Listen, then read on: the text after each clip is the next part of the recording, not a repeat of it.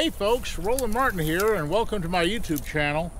You know, I get a lot of people writing in comments, and one of the things I had success with was I gave a little YouTube on how to cast a spinning rod not long ago. I was up at B.A.S.S Pro Shop in their little pond, and it was pretty good, and we did well. I showed them how to load the rod, how to make the proper cast, how to make an accurate cast for the spinning rod. But today I wanted to show you how to cast a casting rod. Now, first of all, I know there's a lot of die-hard spinning tackle people, and there's a lot of die-hard casting tackle people. Let me just point out a few things. Spinning tackle's fine. You can cast it a long ways for the most part, put braid on there, okay, that's fine.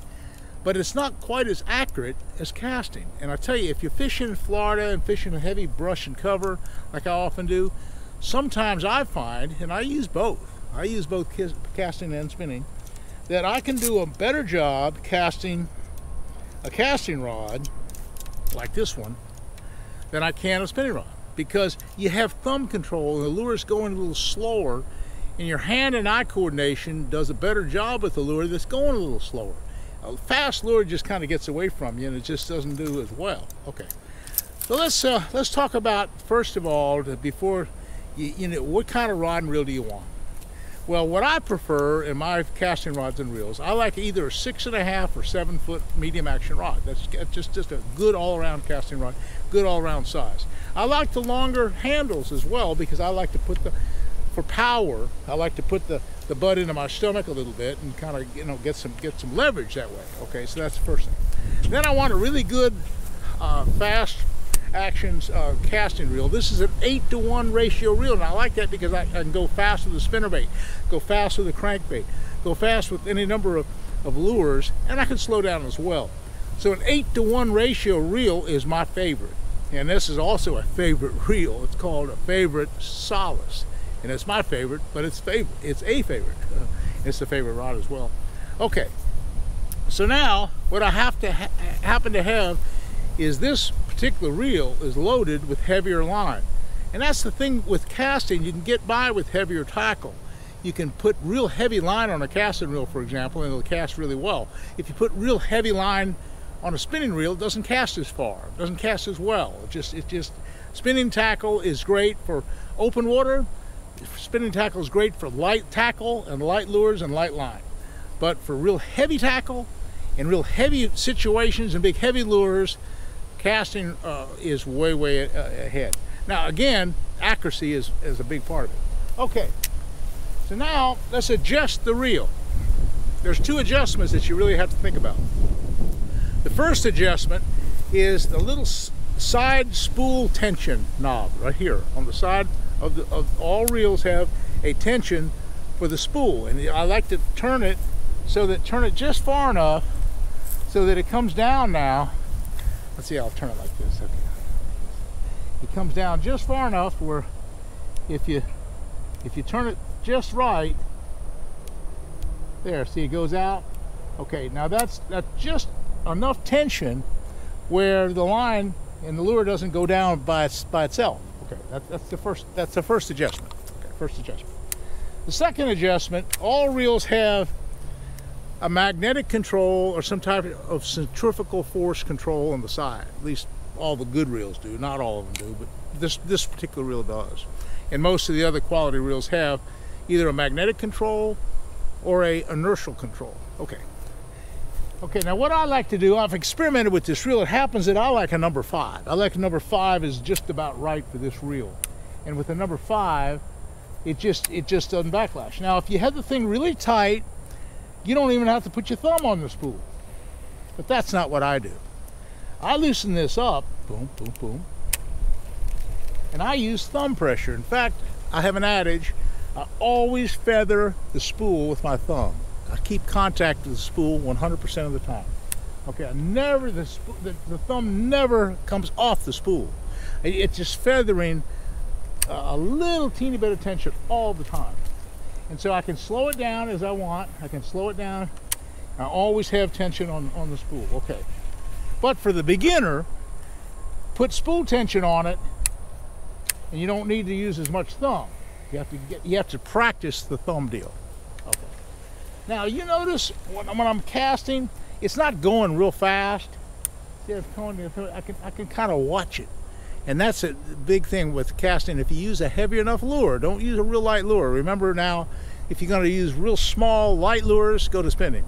If you're going to use big heavy plugs and big heavy stuff, hey, casting's the way to go. Okay, I got heavy line, I got a heavy lure, I got a big heavy rod. Okay, I'm all set up for some good accurate casting. Now let's make the cast itself. Now we got the reel halfway adjusted. You have to play with that magnetic control and the inertial control. You got to play around with it to see what's comfortable. Make some small little casts. When I tell people, I say when you first start off, try to make a 10-foot cast. And okay, you made a 10-foot cast. Make it a 15-foot cast. Okay, made a 15-foot cast. Okay, now let's try to make a 20-foot cast. Make a 20-foot cast. Okay, let's make a 25-foot cast, and just keep going like that. And all of a sudden, they're casting 40 or 50 feet. But now there's one other little issue that I like to add. And it's so cool and it works every single time. And that is, pretend there's a wall. Pretend there's a 10-foot wall right here. That's what you have to think about.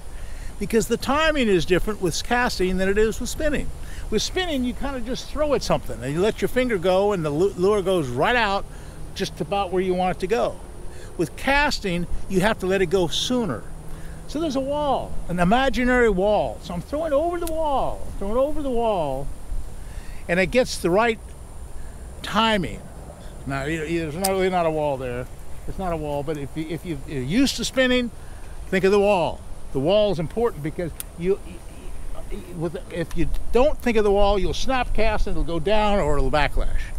Okay, so now you got a wall. You're thumbing the spool. I'm going to take this spool pressure off. Thumbing the spool. Now here's the incredible thing about casting. If I want, and I watch my spool, I can make a long cast. Watch the spool. Look, it's going like crazy. It's still going out there. It went over 100 feet. Look, almost all the line came off the reel. Because I can throw a long ways. Once I have the reel adjusted properly, it's nothing to throw 100, 125 feet with a casting rod. You got the right spool tension, and you got the right drag pressure, everything's fine. And then let's speak about drags for a second. Since I'm a power fisherman, you might say, I like big spinner baits, I like big crank baits, I like to flip and pitch. So I use heavy line, I also use a heavy drag. And so that's the other thing about a reel. When you're buying a casting reel, this particular reel is a Solace, my favorite. It has an excellent drag, but some reels don't always have the best drag. So load up a reel and pull, and it's so nice and smooth and hard pulling. I mean, I can really crank it down, but the drag is an important part of it as well. Okay, now casting over the wall, we're thumbing the spool. We have the reel all adjusted. We're making nice, accurate casts. That's casting. But there's other casting rods and other techniques besides just plain casting. What about pitching? Let's talk about pitching for a second. Now pitching, again, I'm a power fisherman, so often you see me with a big flipping stick like this one. Here's another Solace reel, different model. It's 8-to-1. It's a big 7.5-foot flipping stick, and I pitch a lot. And what I do when I pitch is I just have the lure like this, and I just swing it out and just swing it out, and I pitch it like that. Now here, the advantage of pitching is this. It's coming off at eye level. It's not coming from overhead. So now your hand and eye coordination is picking it up right off the bat. I'm holding it like this, so you're almost at eye level right now, and I'm just following the lure straight out to the target with my eyes. I can see so well. I can see it so well. I can guide it right in, and again with spool pressure, like I always have the thumb on the spool, I can just stop it right on the target. Now here's the big thing about pitching. Look at that presentation. I can just feather it in so it just barely makes a ripple when it hits the water. It just goes in so quiet. Now that's pitching and flipping. Okay, pitching is really a big part of casting tackle. You can pitch about 30 or 40 feet. Now you'd say, well, gosh, I don't have anything to flip. I live up north. I don't have things to flip. The heck you don't. I fished all up north. There's beavers and they cut trees down. There's lily pads and they get all matted up. There's floods in the spring and big old mats of sticks and stuff get all caught up in the places. There's plenty of cover, heavy cover to flip from Connecticut to California. I've never ever found a lake that I couldn't pitch or flip. something. Okay, so I'm always looking for that. Okay, that's one step. Now let's go one step farther with the pitch, because the pitch is so cool. The pitch is really kind of a neat deal. Let's talk about one other thing, and that is, I went fishing this last week, and I was on the Caloosahatchee River, and I was getting ready for a big tournament, and there were overhanging cypress trees and bushes and stuff like we have here. And guess what I did? I pitched the devil's horse underneath the limbs and caught a whole bunch of bass. I caught 12 or 13 bass that afternoon. And it's so easy to do because, again, it's super accurate, and the quiet presentation of the lure barely hitting the water, it makes it so great. If I want to throw back into the weeds, I can just pitch. I can pitch cast a topwater plug. I can pitch cast a plastic worm. I can pitch cast a spinnerbait. It doesn't make any difference. So working close cover and an accurate, quiet presentation, you can't beat a pitch cast.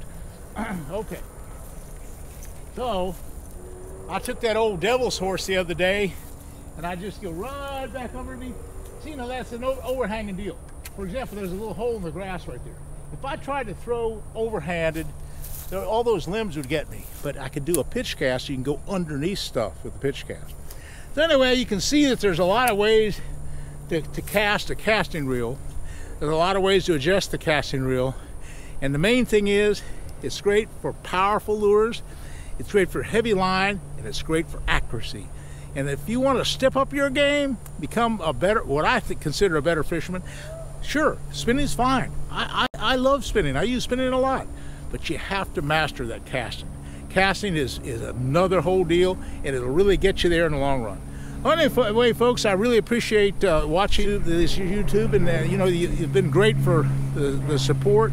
Your subscriptions are fine. Hey, thanks again. Hit that likes button. Please hit that likes button. Thanks again for watching.